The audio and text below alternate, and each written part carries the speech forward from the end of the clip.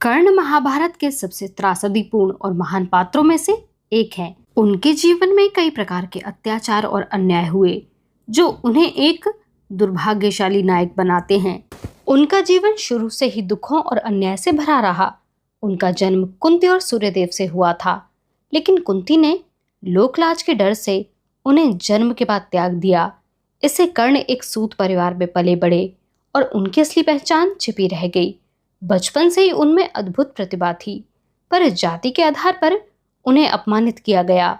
जब उन्होंने गुरुओं से शिक्षा प्राप्त करनी चाही तो उन्हें सूतपुत्र कहकर मना कर दिया गया। परशुराम से उन्होंने छल से शिक्षा ली, लेकिन जब परशुराम को सच पता चला तो उन्होंने क्रोधित होकर कर्ण को श्राप दे दिया कि जरूरत के समय वह अपना ज्ञान भूल जाएंगे। इन सारे घटनाक्रमों ने कर्ण को एक ऐसा पात्र बना दिया जो हर दृष्टि से महान था, लेकिन फिर भी हर मोड़ पर अन्याय और उपेक्षा का शिकार हुआ। मैं हूं आपकी दोस्त वर्षा और आशा करती हूं आप सभी बहुत अच्छे से होंगे। हम पढ़ रहे हैं शिवाजी सावंत का बहुत ही रोचक और महत्वपूर्ण उपन्यास मृत्युंजय, जो कि सूर्यपुत्र महारथी कर्ण की अद्भुत जीवन गाथा को दर्शाता है। अगर आप मुझे पहली बार सुन रहे हैं तो हमारे चैनल को सब्सक्राइब करना, हमारी वीडियोस को लाइक करना और शेयर करना बिल्कुल ना भूलें। तो चलिए चलते हैं बिना किसी देरी के इस पुस्तक के अगले भाग की ओर। रात को मुझको और दिनों की तरह नींद नहीं आई। प्रातःकाल से जो घटनाएं घटी थीं वे बार बार आंखों के आगे नाचने लगी। इस एक दिन में ही कितनी उथल पुथल मच गई थी। मैं सारथी हूँ, इस बात का दुख आज मुझको क्यों हुआ? आखिर काल क्या है? एक सारथी ही नहीं है क्या? मानव रूपी घोड़ों की पीठ पर अपने संकेतों की कशाघात करता हुआ वह कभी कभी इन घोड़ों को कितने वेग से भगाता है। आज अखाड़े में जो कुछ घटित हुआ उसकी भविष्यवाणी कल यदि किसी ज्योतिषी ने की होती तो मैंने उस पर कदापि विश्वास न किया होता, लेकिन वह सब आज प्रत्यक्ष हो गया था। पहले क्षण लोगों ने वीर कर्ण की जय जयकार किया था और दूसरे ही क्षण सारथी का पुत्र कहकर उसको अपमानित भी किया था। जिसको सबने सारथी कहा था उसको दुर्योधन ने मित्र कहा था।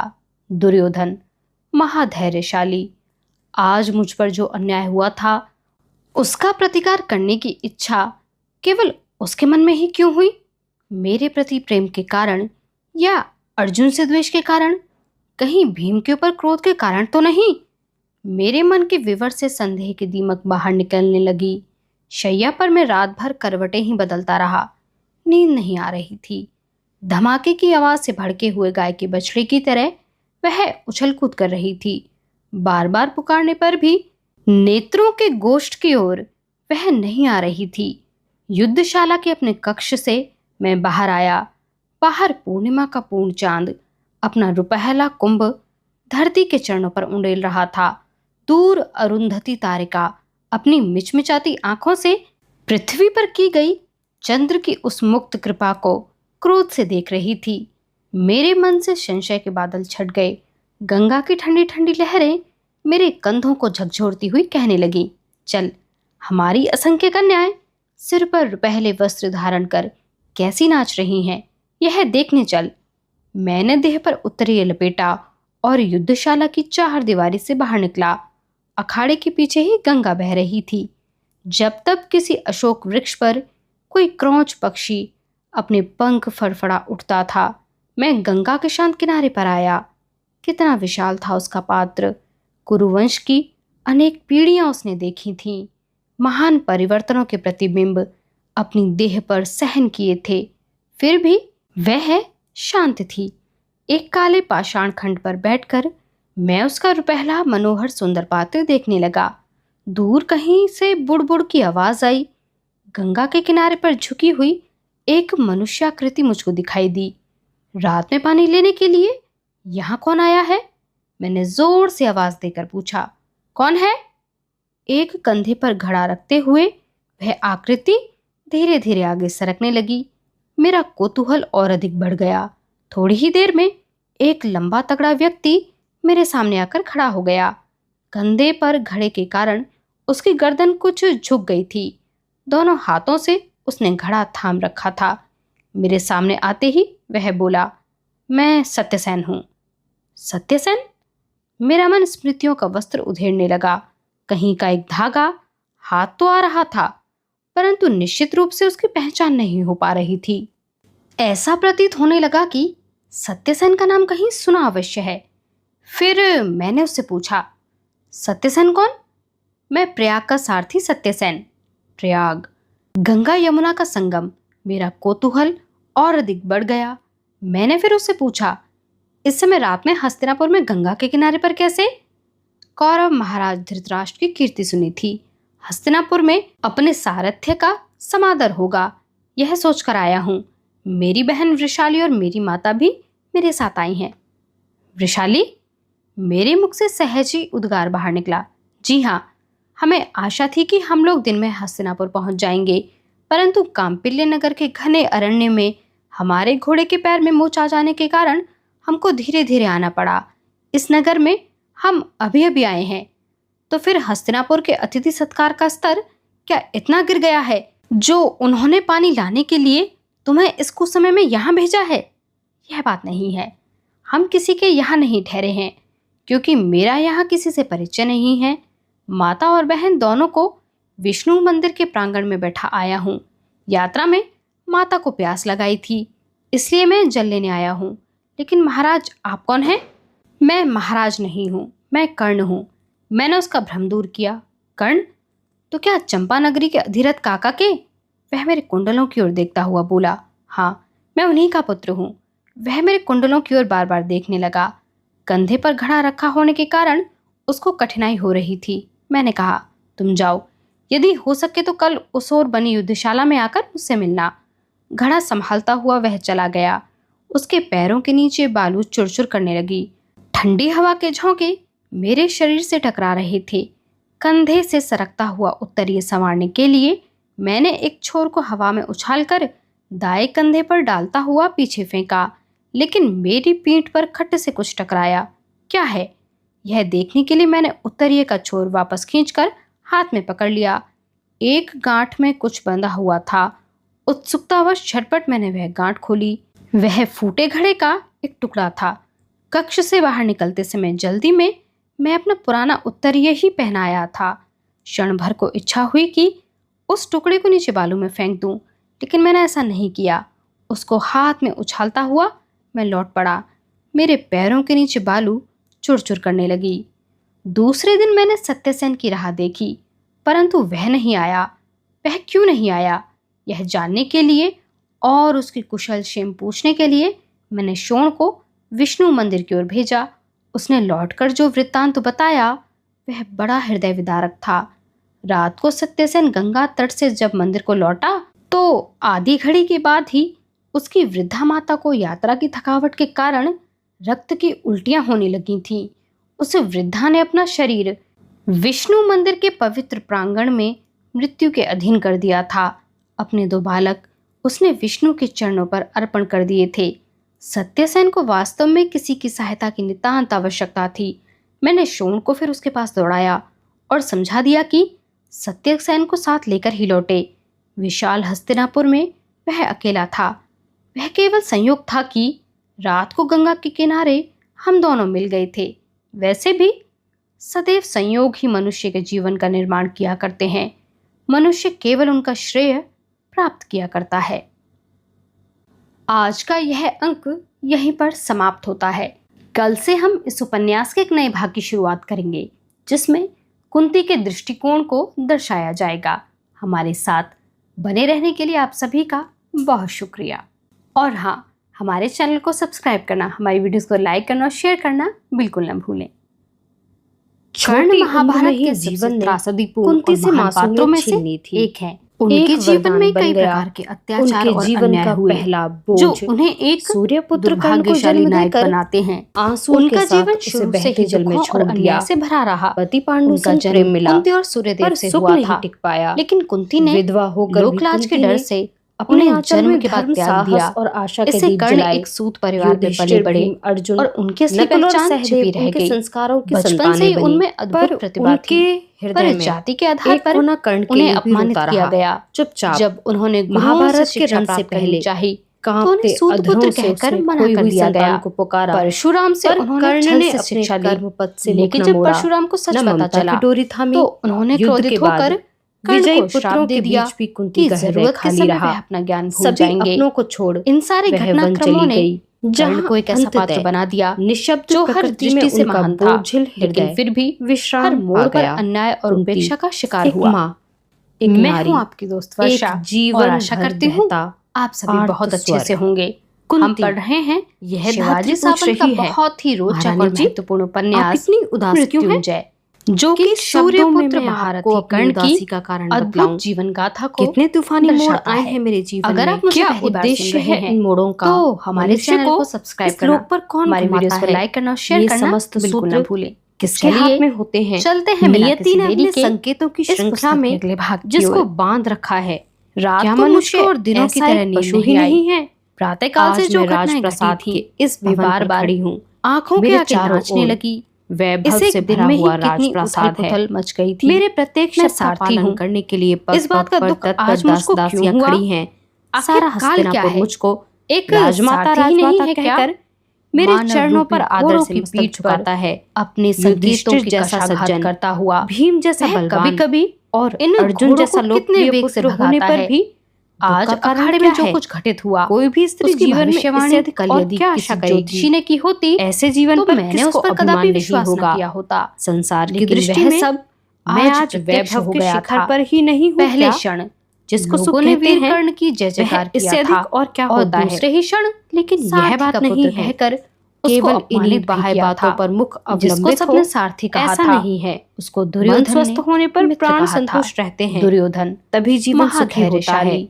इस आज विशाल मुझ पर जो वैभव में अन्याय हुआ राजमाता था, के रूप में रहने पर उसका भी प्रतिकार मन करने की स्वस्थ नहीं इच्छा है। केवल एक उसके मन में ही क्यों हुई? अपरिहार्य कारण के मेरे विद्रुप प्रति चूहे प्रेम ने के कारण मेरे जीवन के अर्जुन से द्वेष राजवस्त्र के को कारण, विगत अनेक रातों कहीं में भीम के उतर ऊपर क्रोध डाला के है। कारण तो नहीं। जब मैं इस मेरे भवन मन पर के इस विवर से प्रकार खड़ी संदेह की होकर दीमक बाहर निकलने राजप्रसाद लगी, के सामने उस शैया पर भव्य मैं रात महाद्वार भर को करवटें देखती ही हूँ, बदलता रहा। तब मेरा नींद मन नहीं आ रही आंधी थी। में उड़ते हुए धमाके सूखे की पत्ते आवाज की से तरह भड़के हुए भटकता गाय हुआ के बछड़े की तरह दूर न जाने वह कहाँ उड़ उछल जाता कूद कर है। रही थी। फिर विगत बार-बार 50 पुकारने वर्षों पर की भी यात्रा का भ्रमण करने नेत्रों के के बाद ही गोष्ठ की ओर वह देह के वह पिंजरे में नहीं आ लौटता रही है। थी। युद्धशाला के अपने 50 कक्ष वर्षों से का काल, मैं बाहर आया। 50 वर्षों बाहर के इस पूर्णिमा लंबे का समय में चांद कुंती ने अपना रुपहला कुंती के कुंभ रूप में कितने दिन धरती बिताए के चरणों हैं? पर उंडेल रहा एक दिन था। भी नहीं। दूर 50 अरुंधति वर्षों का तारिका इतना दीर्घ अपनी समय, मिचमिचाती लेकिन आंखों कितना से कृपण और कितना पृथ्वी पर शिथिल। की गई इन 50 चंद्र की वर्षों उस में मुक्त कृपा को काल ने कुंती क्रोध को से देख रही कुंती थी। के रूप में जीवन मेरे मन बिताने से के संशय लिए के बादल छट कभी गए। एक दिन भी नहीं गंगा की दिया है। ठंडी ठंडी लहरें विगत 50 मेरे वर्षों से कंधों को मेरे गले में झकझोरती हुई कहने लगी, विविध रंगों की चल, भिन्न भिन्न हमारी आकर्षक नामों असंख्य की कन्याएं पट्टियां डालकर सिर पर काल पहले ने वस्त्र मुझको धारण केवल कर गरगर कैसी नाच फिराया रही है। हैं, यह इच्छानुसार। देखने चल।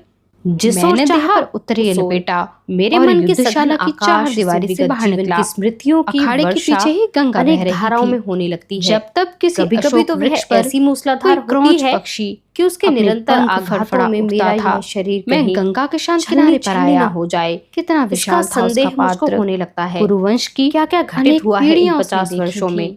छी, महान परिवर्तनों ऐसा के प्रतिबिंब उल्लेखनीय है ही क्या? अपनी देह पर मुझ सहन जैसी किए थे। शतरानी को तो फिर उनकी भी चर्चा करने की वह हार्दिक इच्छा ही शांत कभी थी। नहीं होती। एक काले पाषाण परंतु मन खंड पर विचित्र होता बैठकर है। मैं उसे उसका जितना रुपहला बांधने का मनोहर प्रयास किया सुंदर जाए पात्र देखने वह लगा। उतना ही स्वच्छंद दूर होता कहीं जाता से है। बुड़ की इन आवाज 50 आई। वर्षों में मैंने गंगा के तीन किनारे पर भिन्न-भिन्न झुकी हुई कुंतियों का एक भिन्न-भिन्न जीवन मनुष्याकृति बिताया मुझको है। दिखाई दी। एक की दूसरी रात से में पानी लेने के लिए तुलना नहीं होती। यहाँ कौन आया है? एक की दूसरी मैंने से जोर तनिक से भी आवाज समता देकर नहीं। पूछा, ये तीन कौन है? कुंतियां भिन्न भिन्न हैं। एक कंधे पर कभी-कभी घड़ा रखते वे हुए एक दूसरे की ओर आकृति टकटकी बांधकर धीरे देखती धीरे हैं आगे सरकने और लगी। मेरा अपरिचित से कौतूहल और आपस अधिक में बढ़ प्रश्न गया। करती हैं। थोड़ी ही देर तू कौन में है? एक लंबा कौन है तगड़ा तू? व्यक्ति अरे मेरे सामने तू आकर कौन खड़ा है? हो गया। इस कंधे भवन पर खड़े खड़े होने के पर कारण उसकी दूर गर्दन गर्दन दिखाई कुछ पड़ती झुक है। गई थी। उसका दोनों हाथों घुमावदार से पात्र उसने देखते घड़ा ही थाम रखा मुझको था। मथुरा की याद मेरे आ सामने जाती आते है। ही वह अपना बोला, बचपन याद आ मैं जाता है। सत्यसेन हूँ। वहाँ मथुरा में यमुना सत्यसेन? किनारे मेरा बचपन रह मेरा मन गया। स्मृतियों का हाँ। वस्त्र उधेड़ने फिर लगा। मुंह से निकले कहीं हुए का एक शब्द की धागा तरह हाथ वह तो कभी आ लौटकर रहा था, मेरे पास नहीं आया। परंतु निश्चित रूप से लेकिन उसकी उसकी पहचान नहीं स्मृतियां हो पा रही अब थी। भी मेरे मन पर ऐसा प्रतीत ज्यों होने की लगा त्यों कि अंकित है। सत्यसेन का बचपन नाम का कहीं अर्थ सुना है अवश्य है। गोल और फिर मोहक चक्र। मैंने उससे पूछा, बचपन माने ऊंची सत्यसेन ऊंची कौन? तरंगे।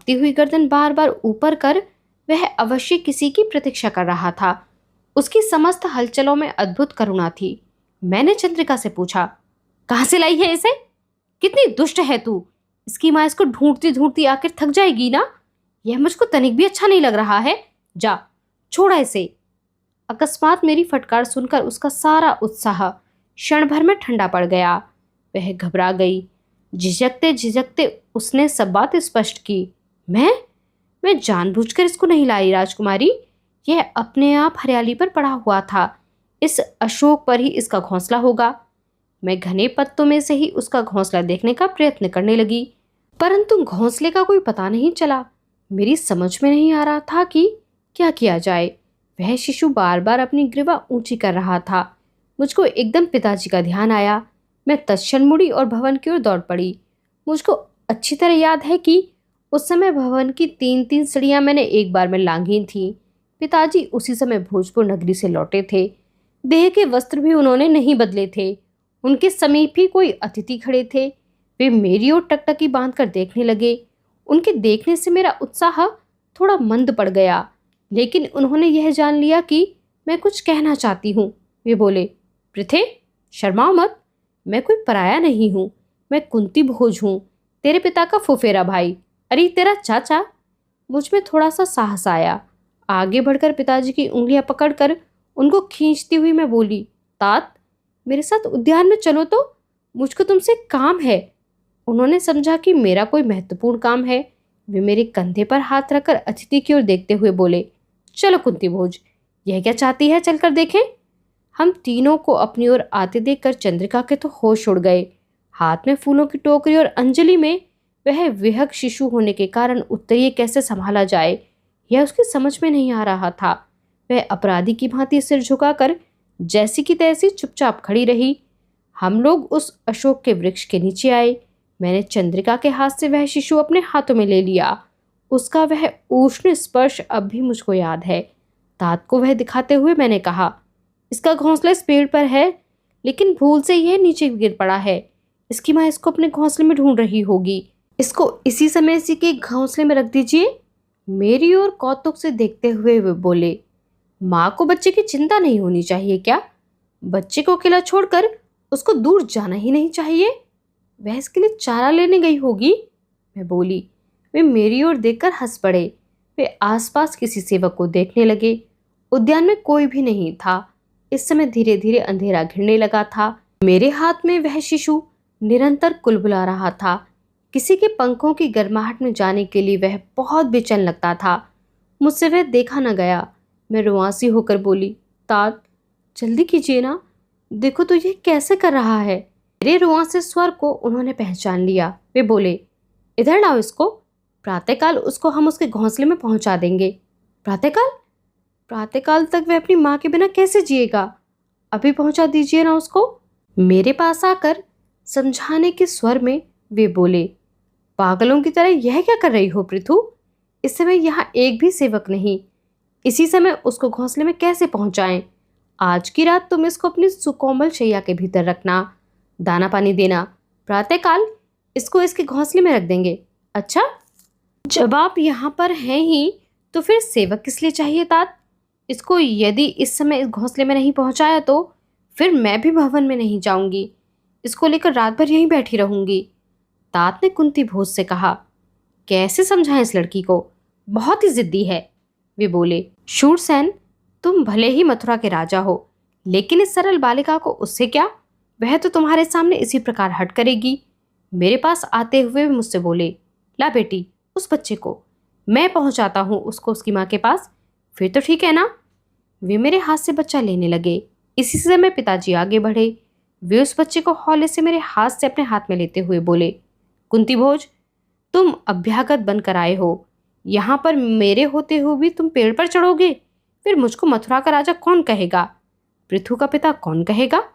पिताजी ने उत्तरीय और पादत्राण उतार कर हरियाली पर रख दिए। झटपट पैर बढ़ाते हुए वे अशोक के तने के पास गए। गिलहरी की तरह वे ऊपर चढ़े। थोड़ी देर बाद वे ऊपर से चिल्लाए, मिल गया बेटी, घोंसला मिल गया। बच्चे को घोंसले में रखकर वे नीचे उतरने लगे। मैं प्रसन्न होकर तालियां बजाने लगी। उस दिन मुझको अपने पिता पर कितना अभिमान हुआ था। मैंने निश्चय कर लिया कि पिताजी जो कुछ कहेंगे उसका कभी उल्लंघन नहीं करूंगी। अंत में एकदम नीचे आते ही वे झट से कूद पड़े। उसी समय मेरे मन में भी संदेह की एक मेंढकी कूद पड़ी। आगे बढ़कर मैंने उनका हाथ पकड़कर जल्दी जल्दी उनसे पूछा, परंतु पिताजी, वह उसी बच्चे का घोंसला था ना? मेरे कंधे पर हाथ रखते हुए वे बोले, पगली, क्या मैं इतना भी नहीं समझता हूँ? उस घोंसले में ऐसे ही 5 बच्चे और भी थे। धूमिल सांध्य प्रकाश में हम राजभवन लौटे। सूरसेन, बड़ी प्यारी लड़की है तुम्हारी। भोजपुर नगर से अभ्यागत के रूप में आए हुए महाराज कुंती भोज ने स्नेह से मेरे मस्तक पर हाथ फेरते हुए पिताजी से कहा। उस रात स्वप्न में मुझको वह विहग शिशु बार बार दिखाई देता रहा। दूसरे दिन पिताजी और महाराज कुंती भोज वापस भोजपुर नगरी को जाने के लिए रथ में बैठे। आते समय नीलकमल लेते आना। पिताजी से यह कहने के लिए जब मैं गई तो वे बोले, चलो पृथु, तुमको भी भोजपुर चलना है। मैं आश्चर्य से उनकी ओर देखने लगी, क्योंकि मथुरा छोड़कर मैं कभी कहीं बाहर गई ही नहीं थी। आज पहली बार पिताजी मुझसे अपने साथ चलने के लिए कह रहे थे। भोजपुर नगरी कहाँ है, कैसी है, यह मैं जानती तक नहीं थी। मैं किंग कर्तव्य विमूढ़ होकर खड़ी रही। पिताजी ने आज तक कभी डांटा नहीं था, आज जरा डांट कर बोले, पृथु, सुना नहीं क्या, जल्दी चलो। सिर झुकाकर मैं चुपचाप रथ में जा बैठी। मैं माताजी से भी मिल ना सकी। मैं माताजी से पूछने जा रही थी, पर पिताजी ने मुझको रोक लिया। मैं जब लौट कर आऊंगी तब माता क्या कहेगी? मैंने मन ही मन कहा, मारिशा मात, मुझको क्षमा करना, मैं तुम्हारे दर्शन किए बिना, आशीर्वाद लिए बिना इस राजभवन से बाहर जा रही हूँ, मथुरा के बाहर जा रही हूँ, यमुना को छोड़ रही हूँ। उद्यान में फूल के पौधों को पानी से सींचती हुई चंद्रिका ने हाथ उठाकर मुझको विदा दी। राजकुमारी, कहाँ जा रही हो? वह यह पूछना चाहती थी, लेकिन वह दासी थी, अपने महाराज के सामने नहीं आ सकती थी। 10 दिन बाद सांध्य बेला में हम भोजपुर पहुंचे। नगर था तो छोटा सा ही, परंतु सुंदर था। मुझको वह अच्छा लगा। मैंने सोचा था कि राजप्रसाद के महाद्वार में राजस्त्रियां आरती उतार कर हमारा स्वागत करेंगी, क्योंकि मथुरा में हमारे यहाँ ऐसी ही प्रथा थी। परंतु भोजपुर में एक साधारण दासी ने हमारी आरती उतारी। मुझको वह थोड़ा विचित्र सा लगा। हमने महाद्वार से भीतर प्रवेश किया। राजभवन के सामने जो प्रशस्त भव्य खुली जगह थी वह मुझको अच्छी लगी।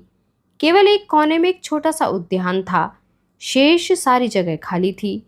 भवन भी अच्छा था, उसका मुख पूर्व की ओर था। सुनते हैं यह खुली जगह सैन्य संचालन के लिए रख छोड़ी थी। भोजपुर में 8 दिन चुटकियों में बीत गए। मेरा मन वापस मथुरा की ओर दौड़ने लगा। मारिशा मात की याद बार बार आने लगी। 9वें दिन पिताजी ने मथुरा लौटने के लिए रथ तैयार करने का आदेश दिया। मेरा मन मथुरा की स्मृतियों में उलझ गया, लेकिन उसके बाद मैं फिर कभी मथुरा न जा सकी। इच्छा होते हुए भी मैं कभी वैसा नहीं कर सकी। उस दिन रथ में बैठने से पहले पिताजी ने मुझको पास बुलाया। महाराज कुंती भोज वहीं थे। उनकी ओर संकेत करते हुए वे बोले, पृथे, अब तुमको यहीं रहना है, यही तुम्हारे माता पिता हैं। मैं उनके कथन का अर्थ ठीक से नहीं समझ पाई। कोई किसी सोते हुए बालक को भयानक अरण्य में ले जाकर छोड़ दे, उस समय उसको जैसा लगेगा वैसा ही मुझको लगने लगा। यह मेरा किसी से परिचय नहीं था। इस भोजपुर में खड़े होकर किसी ने यदि मुझसे यह पूछा होता कि मथुरा किस ओर है, तो वह भी मैं अच्छी तरह नहीं बता पाती। और पिताजी स्पष्ट कह रहे थे कि तुमको यहीं रहना है। कहीं वे मेरा उपहास तो नहीं कर रहे हैं? मेरा बाल मन क्षण भर में भय और संदेह से भर गया। मैं क्यों यहाँ रहूं? यदि मैं उनको अच्छी नहीं लगती हूँ तो वे मुझको मथुरा में ले जाकर जहाँ चाहे छोड़ दें, मैं वहाँ रह लूँगी। लेकिन यहाँ इस नगर में मैं अकेले कैसे रहूँगी? गुरुजन वृंद भी कभी कभी इतने निष्ठुर हो जाते हैं क्या? मेरे लिए धनुष लाने वाले, मुझको पृथु पृथु कहकर प्रेम से सदा अपने पास बैठाने वाले, मेरे कहने पर गिलहरी की तरह वृक्ष पर चढ़ने वाले पिताजी छली और झूठे थे क्या? या मैं हठी हूँ, इसलिए मुझको दंड देने के लिए उन्होंने यह विचित्र ढंग अपनाया है? मैंने रुआसे स्वर में उनसे पूछा, क्यों तात, मैं यहाँ क्यों रहूं? किस लिए रहूं? मैं आपको अच्छी नहीं लगती हूँ क्या?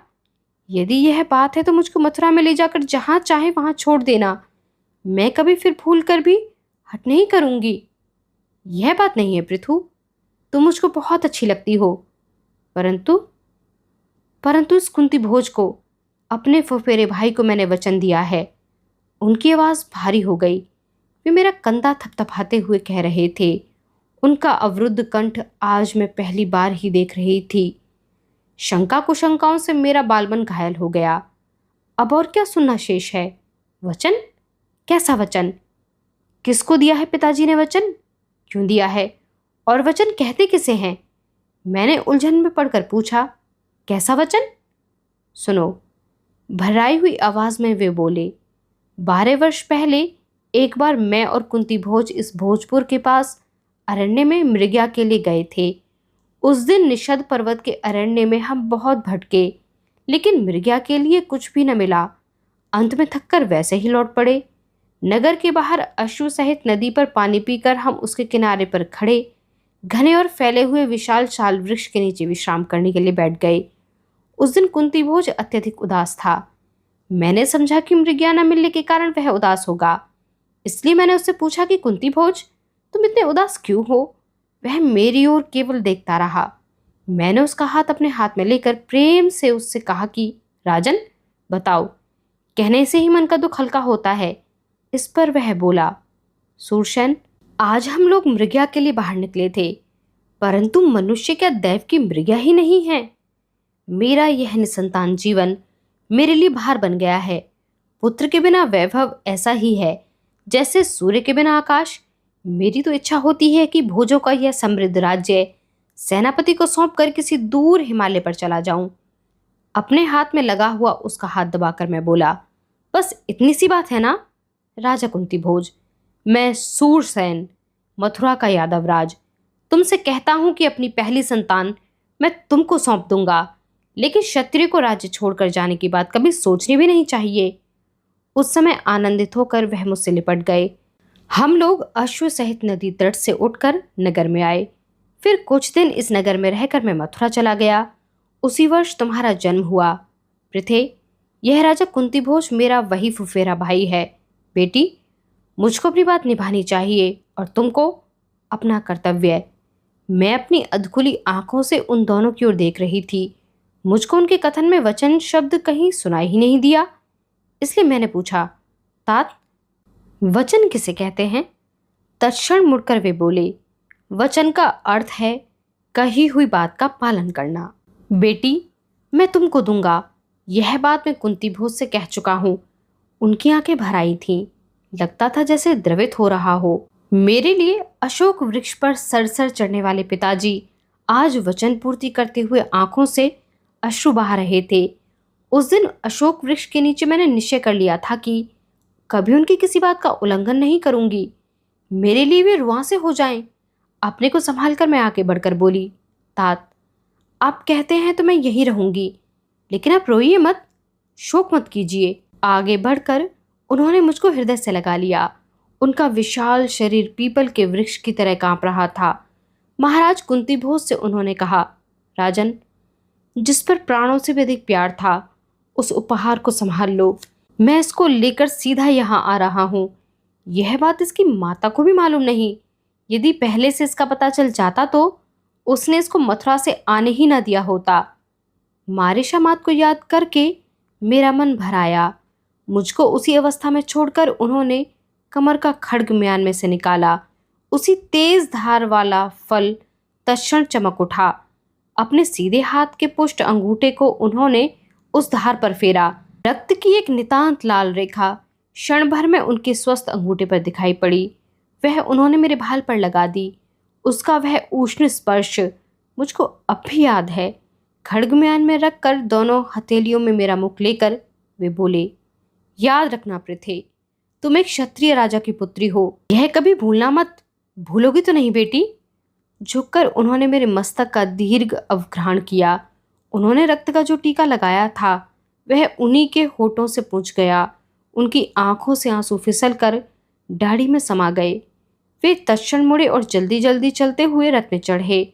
उन्होंने हाथ के प्रदोत को घोड़े पर हवा में फटकारा। रथ चल पड़ा। धूल उड़ने लगी। मेरा नन्हा मन व्याकुल हो उठा।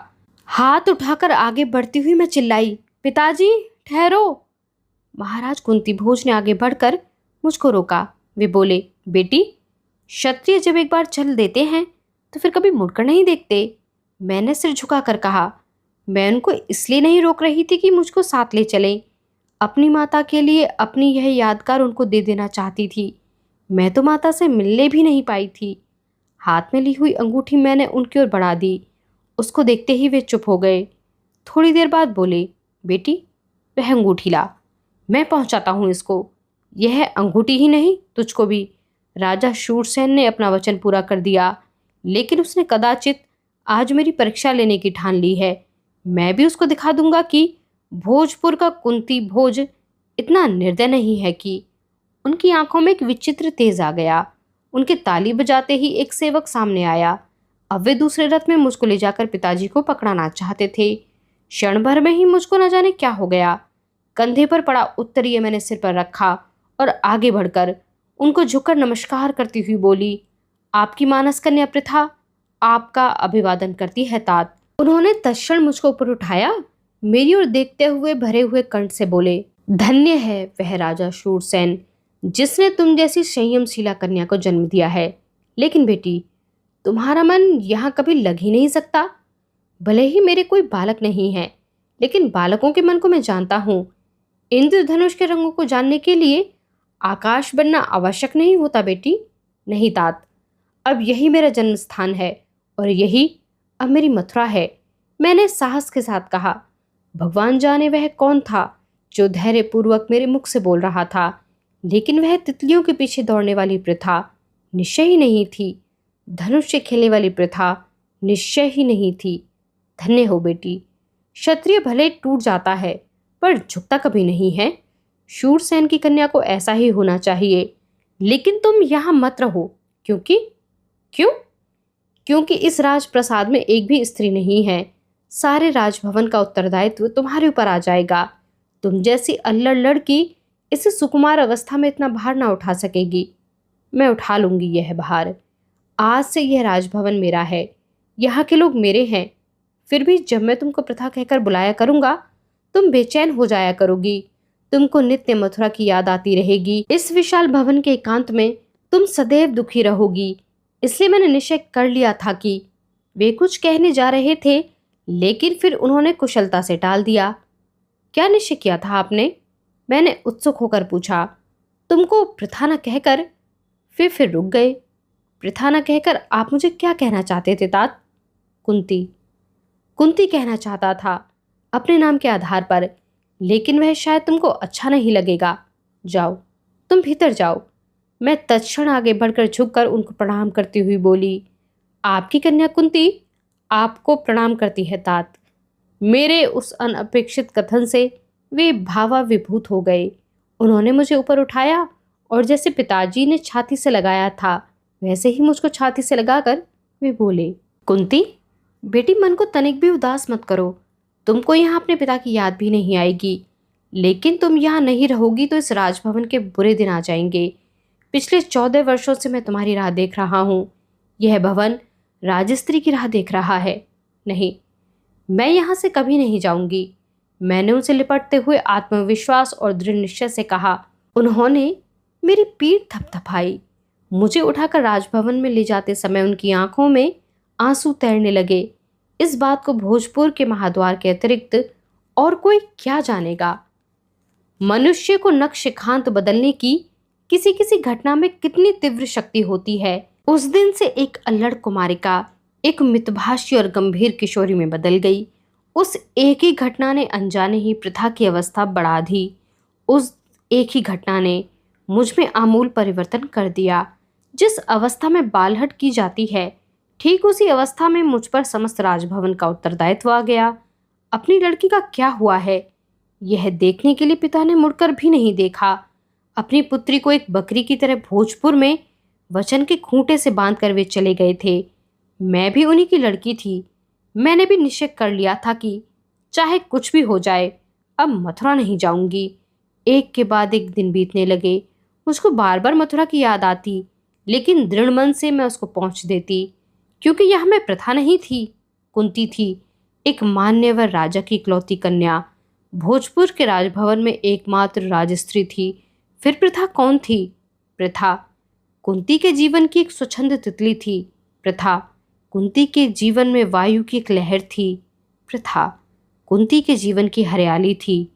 प्रथा कुंती के जीवन की एक पुष्पशैया थी। प्रथा कुंती के जीवन की सुगंधित पात्र थी।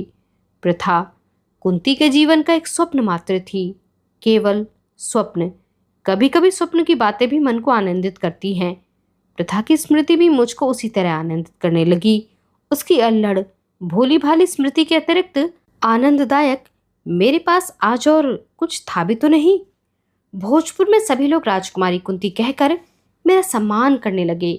मुझको किसी बात की कमी न रहे पिताजी इसका बड़ा ध्यान रखने लगे। रीति रिवाज की कुछ बातें मैं जल्दी नहीं समझ पाती थी। राजभवन में एक वृद्ध दासी थी, वह मुझको सब बातें समझाती थी। वह मेरा बड़ा ध्यान रखती थी। मुझको एक नया जीवन प्रारंभ करना पड़ा था।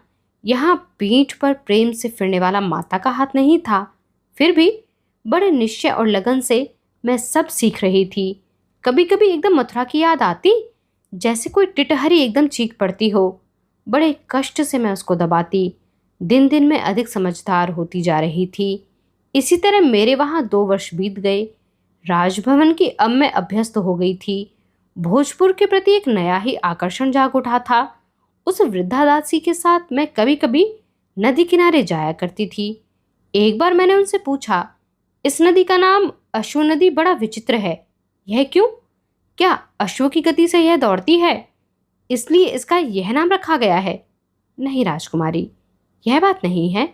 इस भोजपुर के घोड़े इस नदी के अतिरिक्त कहीं और का पानी पीते ही नहीं, इसलिए इसको अश्व नदी कहते हैं।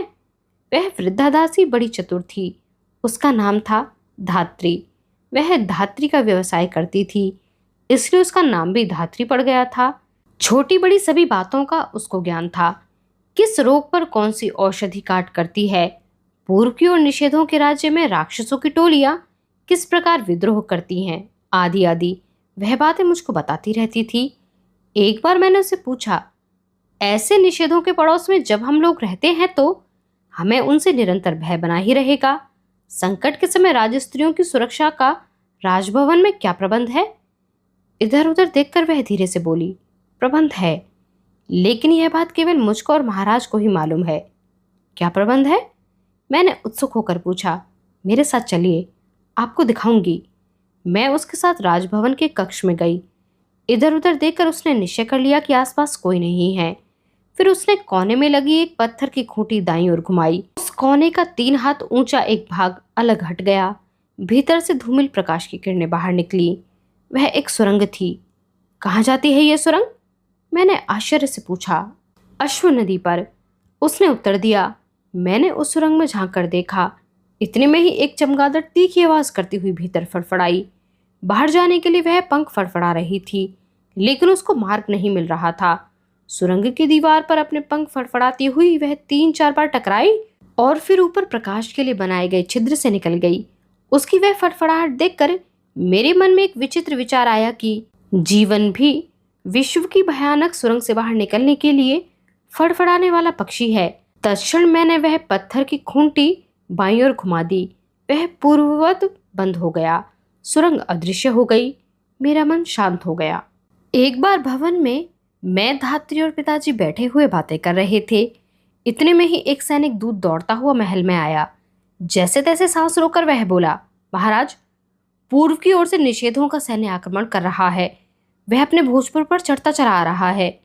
क्या कह रहा है? सीधा जा और सेनापतियों से रणभेरी और शंख बजाने को कह दे। चरमंडवती के उस किनारे पर उनको रोक देना चाहिए। इस भोजपुर में जब तक कुंती भोज है तब तक यह राज्य स्वतंत्र ही रहेगा। जाओ। पिताजी तत्क्षण उठे और शस्त्रागार की ओर चल दिए। उनकी चाल सिंह की तरह गर्वीली थी।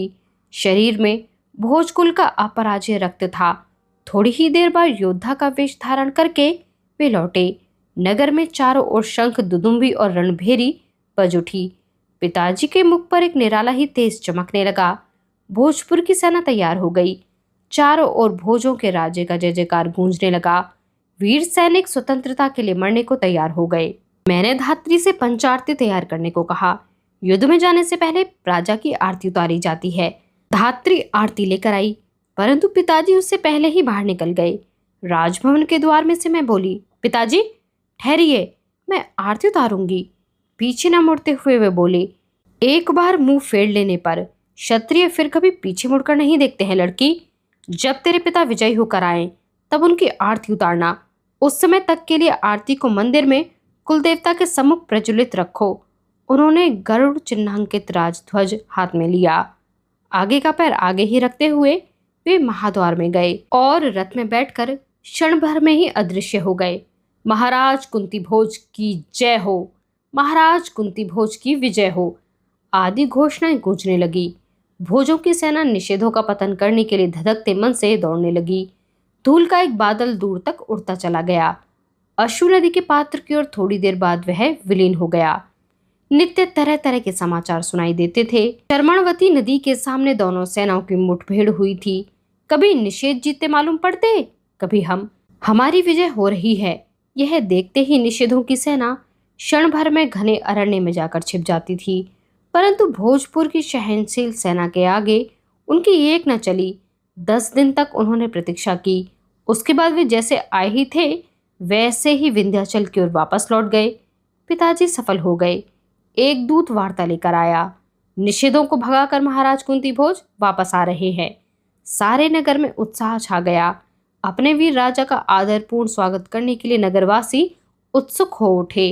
स्त्रियों ने आंगन लीपे, द्वारों पर वंदनवार लगाए गए। आक्रमणकारियों को भगाने वाले किसी वीर राजा पर जनता अभिमान नहीं करेगी? ऐसे राजा का भला कौन स्वागत नहीं करेगा? कौन उस पर सुवर्ण पुष्पों की वर्षा नहीं करेगा? 15 दिन बाद पिताजी विजयी होकर लौट रहे थे। 15 दिनों तक कुलदेवता के सम्मुख इंगूदी का तेल डालकर प्रज्वलित रखी गई पंचारती हाथ में लेकर मैं राजभवन के महाद्वार में खड़ी हो गई। नगर की सीमा पर से नगाड़े की आवाज आ रही थी। नगरवासी नारे लगा रहे थे, फूल बरसा रहे थे। अंत में हमारी विजयी सेना राजभवन के समीप आई। सेना के आगे एक हाथी की अंबारी में पिताजी बैठे हुए थे। महावत ने हाथी को नीचे बैठाया। पिताजी महाद्वार में खड़े हो गए। उनके विजयी नेत्रों से आनंद की किरणें बाहर निकल रही थीं। उनका सिर उन्नत था। महाद्वार में मैंने उनकी आरती उतारी। उन्होंने पीठ पर लगे तरकश में से झट से एक बाण खींचकर हाथ में पकड़ लिया। उसकी पैनी नोक को दाएं अंगूठे से लगाया। पुष्ट अंगूठे पर रक्त की बूंद दिखाई पड़ने लगी। उसका तिलक मेरे मस्तक पर लगाते हुए वे बोले, वीरों को विजय की मस्ती में जीना चाहिए और वीर कन्याओं को शील के लिए मरना चाहिए। अमृत तुल्य वचन थे वे। मैं भावाविभूत हो गई। मुझको पिताजी पर अभिमान हुआ। मैंने मन ही मन दोहराया, वीर कन्याओं को शील के लिए मरना चाहिए और वीरों को विजय की मस्ती में जीना चाहिए। समस्त नगरजनों ने विजय अनुमाद में नारे लगाए, महाराज कुंती भोज की जय हो, राजकुमारी कुंती देवी की जय हो। अभिमान से छाती फुलाकर पिताजी ने महाद्वार में पैर रखा। इतने में ही एक तीक्ष्ण आवाज सबके हृदय को भेदती हुई भवन के प्रांगण में गूंज उठी, बिजली की कड़कड़ाहट जैसी। प्राचीरों के पाषाण भी भय से रोमांचित हो जाएं। ऐसी आवाज, राजन, विजय के आनंद में इतने उन्मत्त हो गए हो कि क्या तुम्हारे महल के सामने कौन अतिथि खड़ा है इसका भी तुम्हें कुछ पता नहीं है? समस्त नगरवासियों की दृष्टि उस आवाज ने अपनी ओर खींच ली। सारा वातावरण भय से एक बारगी सिहर उठा। हमने आवाज की ओर देखा। बहुत लंबी दाढ़ी से युक्त, जटाधारी, कृशकाय और लंबे एक ऋषि थे वे। उनका रंग कुछ लाल सा था। उनकी दृष्टि में सारा संसार मानो घास का एक ढेर था, जिसको हाथ में लगे विल्व वृक्ष के दंड से सहज ही पलटा जा सकता है। अपनी वक्र भौहों से उन्होंने सारे ब्रह्मांड को एक जबरदस्त कुंडली में बांध लिया था। हाथ में लगे चमकते हुए कमंडल को हवा में नचाते हुए वे आंखों से अग्निवर्षा कर रहे थे। नगरजन कानाफूसी करने लगे। पिताजी शीघ्रता से आगे बढ़े और एकदम उन ऋषि के चरणों पर लेट गए। वे ऋषि पुनः गरजे, कुंती भोज, ये रणभेरी कैसी है? तुरही की इन फुनगियों को क्यों बजवा रहे हो? गुरुदेव क्षमा करें, युद्ध से भी लौटकर आ रहा हूं। आपके आगमन की कोई सूचना नहीं थी। नहीं तो? पिताजी उनके चरणों पर मस्तक रखकर गिड़गिड़ा कर कहने लगे।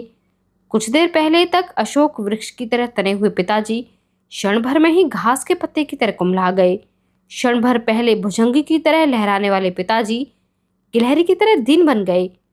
तुमने क्या मुझको अपना दास मांडलिक समझ रखा है, जो मैं तुमको अपने आगमन की सूचना देता? इस पृथ्वी की पीठ पर चाहे जहां मुक्त मन से स्वच्छंद विचरण करने वाला एक ऋषि हूं मैं। क्या यह भूल गए हो तुम, या सारी धरती तुम्हारे पैरों की दासी हो गई है? वे ऋषि भौहें तानते हुए फिर गरजे। सबको ऐसा लगा जैसे सिर पर वज्र टूट पड़ा है। क्षमा करें, आपके आगमन का पहले पता चल जाता तो? शरीर संभाल कर खड़े हुए पिताजी बोले, स्वागत और मान अपमान तुम जैसे राजाओं के लिए होता है, मुझको उसकी आवश्यकता नहीं। क्षमा करें। हाथ जोड़कर पिताजी ने नम्र स्वर में कहा, ठीक है राजन, चलो सभी लोगों ने छुटकारे की सांस ली। धात्री ने मुझसे आगे बढ़कर नमस्कार करने के लिए कहा। मैं धीरे से आगे बढ़ गई और झुककर उन ऋषि को नमस्कार किया। यह कौन है राजन? उन्होंने पिताजी से प्रश्न किया। यह मेरी कन्या कुंती है। तुम्हारी कन्या? राजन, तुम किससे बातें कर रहे हो? इसका अच्छी तरह ध्यान है तुमको? अपनी आंखें गरगर फिराते हुए ऋषि ने चुपता हुआ प्रश्न किया। नहीं गुरुदेव, क्षमा करें, यह राजा शूरसेन की कन्या प्रथा है, मेरी मानस कन्या कुंती। आज पिताजी को क्या हो गया था? वर्षाघात से आहत नागर महोदय की तरह वे सिर झुकाकर प्रतिक्षण उन दाढ़ी वाले ऋषि को नमस्कार क्यों कर रहे थे? राजन, यहाँ मैं भोग विलास करने नहीं आया हूँ, मुझको एक महायज्ञ करना है। यहाँ इस भोजपुर में और तुम्हारे इस भवन में मेरी अंतरात्मा ने मुझको यही आदेश दिया है। सेवक सेवा के लिए तैयार है। पिताजी झुककर बोले। यह महायज्ञ सरल नहीं है राजन। इस महायज्ञ से जिन 5 मूल तत्वों से इस जग का निर्माण हुआ है, उन 5 महाभूतों को मैं अपने चरणों का दास बनाऊंगा।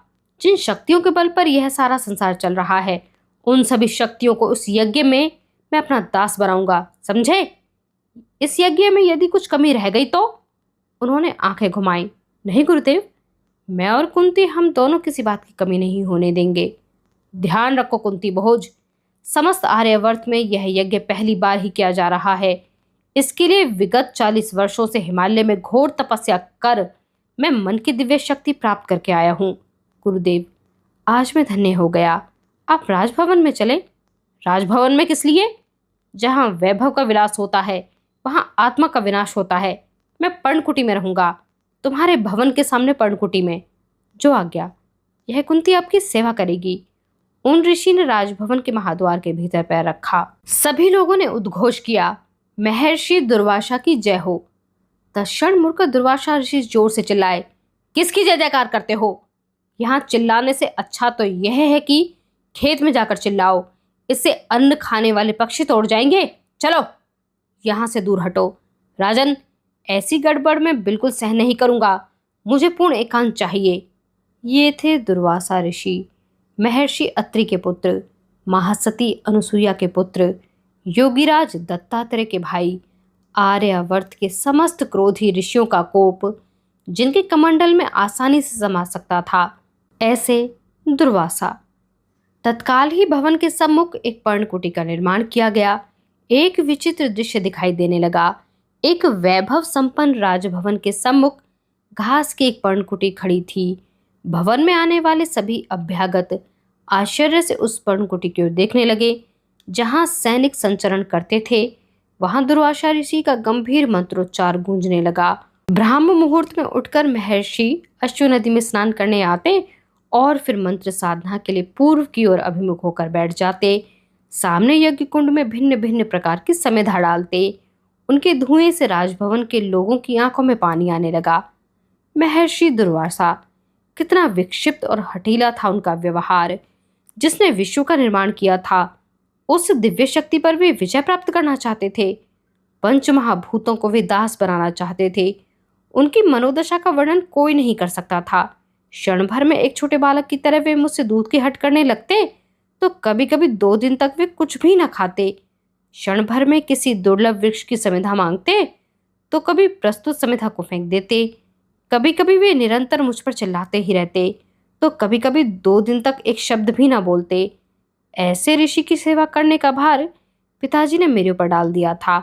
उन्होंने मुझको सावधान कर दिया था कि दुर्वासा ऋषि चाहे जितना चिल्लाएं, तुम उनको उल्टा उत्तर मत देना, मुख पर आलस्य मत आने देना, उनकी सेवा में किसी प्रकार की त्रुटि मत होने देना।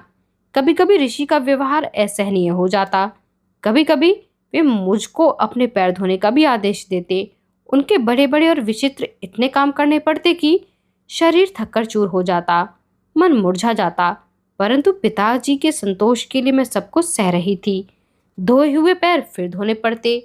मेरी इच्छा होती कि उस सारी पर्णकुटी को जलाकर राख कर दूं और फिर स्वयं सीधी मथुरा को चलती बनूं। मुझको भय होने लगा कि इस विक्षिप्त व्यक्ति के साथ अधिक दिन रहने पर कहीं मैं भी पागल ना हो जाऊं।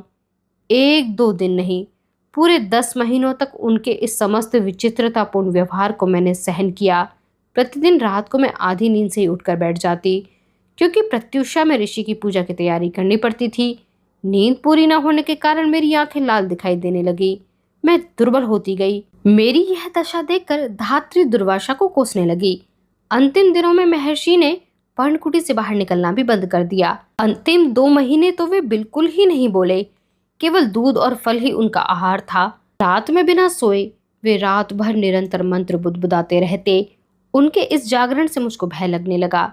यह ऋषि उन शक्तियों पर विजय प्राप्त करने के बजाय कहीं उन शक्तियों में ही विलीन न हो जाए। क्या निष्पन्न होगा इस यज्ञ से?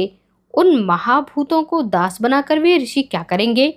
मानव उस तेज को कभी सहन कर सकेगा क्या? असंख्य प्रश्नों से मेरा मन दिन भर व्याकुल रहता। किसी के पास जरा इधर उधर जाना भी संभव नहीं होता था, क्योंकि वे पर्णकुटी से कब आवाज देने लगेंगे इसका कोई भरोसा नहीं था। कब क्या मांगेंगे यह भी कहा नहीं जा सकता था। एक बार पौर्णमासी के दिन उनके संबंध में विचार करते करते ही मुझको नींद आ गई। उस दिन मुझको बड़ी गहरी नींद आई थी। प्रातःकाल एक तेज आवाज सुनकर मेरी आंखें खुली। पर्णकुटी से दुर्वासा ऋषि निरंतर चिल्ला रहे थे। केवल दूध पीकर और फल खाकर भी उनकी आवाज इतनी तेज थी कि बिजली की गड़गड़ाहट लज्जित हो जाए। वे प्रसन्न होकर जोर जोर से पुकार रहे थे, कुंती भोज, ओ कुंती भोज। मैं घबराकर उठी और भीतर आई। उन्होंने अपने नेत्र खोले। मुझसे उनके नेत्रों की ओर देखा नहीं जा रहा था। वे अत्यंत दैदीप्यमान तेज के 2 गोलक थे। मुझको देखते ही हंसी की एक अस्पष्ट सी रेखा उनके मुख पर खिंचाई। घन गंभीर स्वर में वे बोले, कुंती, मेरी सेवा करने का फल आज तुझे मिलेगा। सारा संसार आज से तुझे वीरों की जननी के रूप में जानेगा। हाँ, आ यहाँ बैठ। मैं उसी तरह खड़ी रही। वे गरजे, बैठ। मैं यज्ञ की वेदी के पास बैठ गई। उनके कथन का कुछ भी अर्थ मेरी समझ में नहीं आया। वे बोले, कुंती, इस विश्व के 5 महाभूत आज अपने मंत्रों के धागे से मैंने रथ के अश्वों की तरह कसकर बांध डाले हैं। मेरा प्रयोग सफल हो गया है। यह आचमन का पानी ले। लेकिन मेरा मन भय से सिहर उठा। कुंती, तू किसके सामने खड़ी है, यह जानती है? उनकी आंखें आग बरसाने लगी। वे मुझको जला देना चाहती थीं क्या? मैंने चुपचाप आचमन का पानी पिया। वे धड़ाधड़ मंत्र पढ़ने लगे। वे शब्द मैंने पहले कभी नहीं सुने थे, लेकिन फिर भी कानों के रास्ते वे मेरे मन के पर्दे पर स्पष्टतः अंकित होने लगे। उन शब्दों को सुनते समय मुझको अभूतपूर्व आनंद प्राप्त हो रहा था। वे शब्द मानो अमृत की तरंगे थीं। मेरे शरीर का कण कण हल्का हो गया। क्षण भर तो मुझको ऐसा आभास हुआ कि मानो मैं शब्द ही हूं। आंखों के आगे उज्जवल ज्योति वलय घनीभूत हो उठे। मंत्रों का उच्चारण समाप्त होने पर विजयी वीर की तरह दुर्वासा उठे। मेरे सिर पर हाथ रखकर वे बोले, कुंती, इस आर्यावर्त में तेरे समान और कोई स्त्री नहीं होगी। जिस जिस शक्ति का स्मरण कर तू ये मंत्र पढ़ेगी, वही शक्ति मानव के रूप में क्षण भर में तेरे सामने दास की तरह आकर खड़ी हो जाएगी और तेरे उदर में अपने जैसा ही तेजस्वी पुत्र निर्माण कर चली जाएगी। यह दुर्वासा की वाणी है, ध्यान रखना। जा। मेरे किसी भी उत्तर की प्रतीक्षा न करते हुए या पिताजी से मिलने के लिए न रुकते हुए वे जैसे आए थे वैसे ही कमंडल नचाते हुए मस्त हाथी की तरह पर्णकुटी से बाहर निकले। क्षण भर में ही वे अदृश्य हो गए। राजप्रसाद की 4 दीवारी से बाहर निकलकर उत्तर की ओर चले गए। यज्ञ कुंड की राख हवा के झोंकों के साथ पर्णकुटी में फैलने लगी। हवा के एक झोंके से वह व्याघ्र चर्म भी जिस पर दुर्वासा बैठते थे उलट पलट हो गया। महर्षि दुर्वासा चले गए। राजभवन फिर राजभवन की तरह शोभित होने लगा। धात्री ने छुटकारे की सांस ली। पिताजी की छाती पर से भार हट गया। जाते समय महर्षि दुर्वासा मुझको अभिचार सहित देवाहुति मंत्र दे गए थे। यह बात किसी को भी ज्ञात नहीं थी। भवन के सेवक ऋषि दुर्वासा को भूल भी गए। दुर्वासा ऋषि मानो भोजपुर के राजभवन पर क्षण भर को छाए हुए एक बादल थे, लेकिन उनके शब्द मेरे कानों में सदैव गूंजते रहते थे। तू वीरों की जननी होगी। मेरा मन उन शब्दों से लज्जित हो जाया करता। कभी कभी मैं दिन भर एक शब्द भी ना बोलती। मंत्र के शब्द मेरे कानों में स्पष्ट रूप से सुनाई देने लगते। उनको बोलने की प्रबल इच्छा होने लगती, परंतु बड़े संयम से मैं उसको रोकती। जैसे कुकुरमाखी निरंतर कुत्ते का पीछा करती रहती है, वैसे ही वे शब्द मेरे मन का पीछा करते रहते थे। अपने मन के इस भीतरी संघर्ष के कारण बाहर के दैनंदिन व्यवहार में कभी कभी बड़ी मनोरंजक भूलें हो जाया करती। दास दासियों को मैं एकदम अजी कहकर आदर से पुकारने लगी। सब मेरी ओर आश्चर्य से देखने लगती, परंतु तुरंत ही मैं अपने को संभाल भी लेती। इसी प्रकार एक एक करके दिन बीतने लगे। नगर पर वसंत ऋतु की कृपा पड़ी। भोजपुर चारों ओर से भिन्न भिन्न प्रकार के रंग बिरंगे फूलों से सुशोभित हो उठा। उनकी सुगंध वातावरण में महकने लगी। वसंत वसंत है वर्षा ऋतु के आखिरी इंद्रधनुष का पृथ्वी पर पड़ा हुआ प्रतिबिंब। वसंत है भिन्न भिन्न पक्षियों के रूप में सप्तस्वरों की बांसुरियां लेकर पृथ्वी पर अवतरित होने वाले आकाश के सप्तऋषि। हाल ही में नटखट वर्षा ऋतु ने अपनी धारा रूप असंख्य उंगलियों से जो गुदगुदी की थी, उससे पृथ्वी रूपी बालक के गाल पर बना हुआ मधुर गड्ढा है वसंत। तरुणावस्था में पदार्पण करने वाले मन में ऐसे वसंत के प्रति सदैव ही बड़ा आकर्षण रहता है।